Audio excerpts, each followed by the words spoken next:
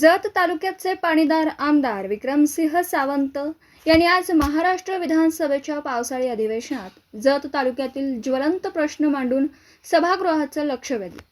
राज्यपालांच्या अभिभाषणावर बोलताना आमदार विक्रमसिंह सावंत म्हणाले की राज्यपालांनी आपल्या अभिभाषणात सर्व महापुरुषांची नावं घेतली, परंतु महिला शिक्षणाचा पाया रचणाऱ्या क्रांतिज्योती सावित्रीबाई फुले यांचा त्यांना विसर पडला। तसेच जत तालुक्यातील विस्तारित म्हैसाळ योजनेचं काम सुरू असून त्यासाठी आवश्यक निधी उपलब्ध करून दिला जात नसल्याचं सांगितलं। तसेच जत तालुक्यातील कन्नड शाळांमध्ये पवित्र पोर्टलच्या माध्यमातून झालेल्या मराठी माध्यमाच्या शिक्षकांच्या भरती झालेली असून ती दुरुस्त करण्याची मागणी केली। पावसाळ्यात सांगली, सातारा, कोल्हापूर या जिल्ह्यामध्ये पूर परिस्थिती निर्माण होते। यावेळी सांगली जिल्ह्यातील जत, मिरज, कवटेमहांकाळ, तासगाव, सांगोला, मंगळवेढा या दुष्काळी तालुक्यासाठी असणारी म्हैसाळ योजना कार्यान्वित करून या तालुक्यातील सर्व तलावे, बंधारे भरून दिल्यास त्याचा लाभ या दुष्काळी तालुक्यातील शेतकऱ्यांना होणार असून याबाबत तातडीने पावले उचलावी।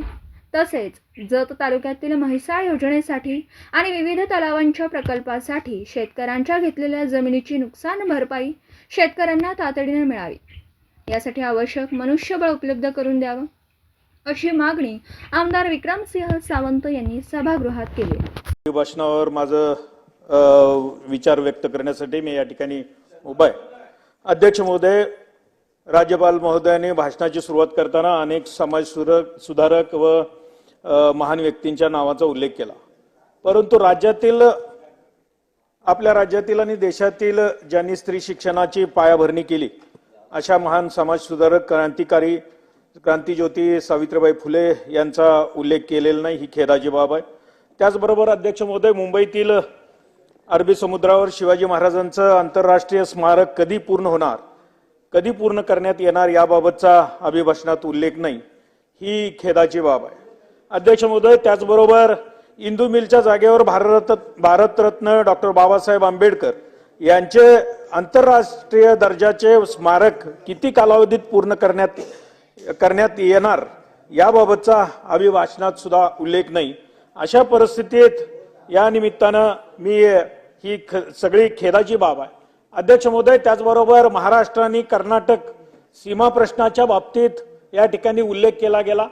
ज्या खेड्यांच्या मराठी भागातील बेळगावसह 2865 खेडे आहेत, पण अध्यक्ष महोदय, आपण ज्या भागाचं नेतृत्व करता त्याच भागाचं त्याला लागून असलेल्या भागाचं सुद्धा मी नेतृत्व करतो।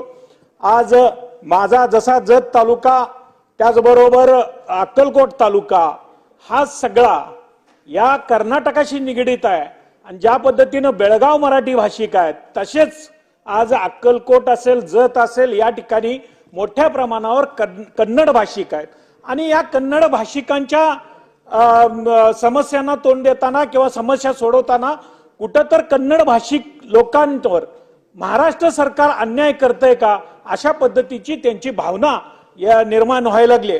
एक उदाहरण या निमित्तानं देतो अध्यक्ष महोदय की शिक्षक भरतीच्या पोर्टल माध्यमातून झाली, जिथं कन्नड माध्यमाचे शिक्षक पाहिजे होते तिथं मराठी माध्यमाचे शिक्षक दिले गेले आणि अशा पद्धतीच्या मग तो मराठी भाषिक शिक्षक कन्नड विषय शिकवू शकेल का, हा सगळ्यात मोठा प्रश्न। आणि या संदर्भात शिक्षण मंत्री आणि त्याचबरोबर सचिवांना या ठिकाणी पत्र दिलेले आहेत, तो लवकरात लवकर बदल करावा। त्याचबरोबर अध्यक्ष महोदय, जत तालुका हा कायमस्वरूपी दुष्काळी तालुका आणि 100% अवर्षणग्रस्त असलेला तालुका आहे आणि या तालुक्यात जवळजवळ भूभाग हा 2,27,000 हेक्टर आहे आणि त्या 2,27,000 हेक्टरला जर ओलिताखाली आणायचं असेल तर थोड्याफार प्रमाणात म्हैसाळची योजना आज ही जत तालुक्यात आलेली आहे, ती पण मंजूर त्या माध्यमातून जवळजवळ 22,500 ओलिताखाली क्षेत्रफळ आलेला। पण ही योजना ज्यावेळेस मंजूर झाली त्यावेळेस जवळजवळ आज 35 ते 37 वर्ष झाली, पण ती 35 ते 37 वर्ष आज पूर्ण झालेली असताना देखील ती योजना आज अखेर पूर्ण क्षमतेनं आज या निमित्तानं पूर्ण झालेली ही शोकांतिका आणि आम्ही त्या पूर्ण क्षमतेनं आपल्या माध्यमातून राज्य शासनाला या ठिकाणी सूचित करतो की त्याला निधी उपलब्ध करून ती योजना लवकरात लवकर पूर्ण करावी। त्याचबरोबर अध्यक्ष महोदय, सांगली, सातारा, कोल्हापूर या जिल्ह्यात मोठ्या प्रमाणावर पावसाळ्यात पूर परिस्थिती निर्माण होते. ते पाणी म्हैसाळ योजनेच्या चालू करून या दुष्काळी तालुक्यातील आपलाही तो मतदारसंघ येतो, पण जेणेकरून मिरज, कवठेमहांकाळ, तासगाव, त्याचबरोबर जत, सांगोला आणि आपला मंगळवेढा तालुका सुद्धा त्यात येतो. पण अध्यक्ष महोदय, जी पूर परिस्थिती या ठिकाणी निर्माण होते त्यावेळेस ही म्हैसाळ योजना चालू करून या दुष्काळी भागातील जे काही तलाव असतील, जे काही पाणी साठवण्याची भांडी आहेत ती या ठिकाणी या निमित्तानं भरून द्यावेत.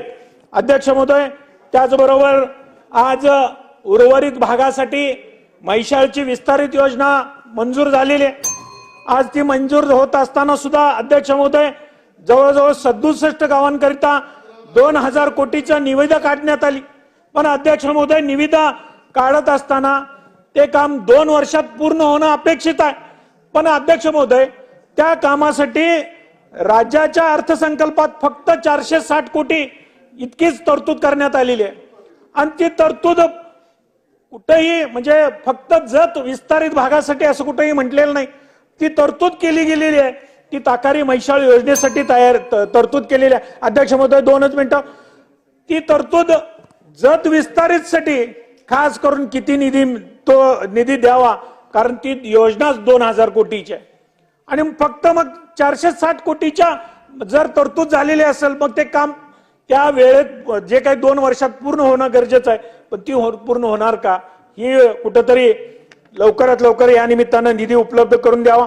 त्याचबरोबर अध्यक्ष महोदय, जी आज जत तालुक्याची परिस्थिती जर बघितली तर अध्यक्ष महोदय, एकच मिनिट अध्यक्ष महोदय, आज एकच मिनिट अध्यक्ष महोदय, आज जत तालुक्यातले म्हैसाळ योजना आणि इतर जे साठवण तलाव आहेत त्यात गेलेल्या जमिनींचे पैसे आज सकाळपासून आमच्या तालुक्यातले जे समाजसेवक आहेत अशोक श्रीपती गोरड यांनी ते पैसे, अधिग्रहण झालेल्या जमिनीचे पैसे मिळवण्यासाठी आज जवळजवळ त्यांनी सकाळपासून आमरण उपोषण चालू केलेलं आहे.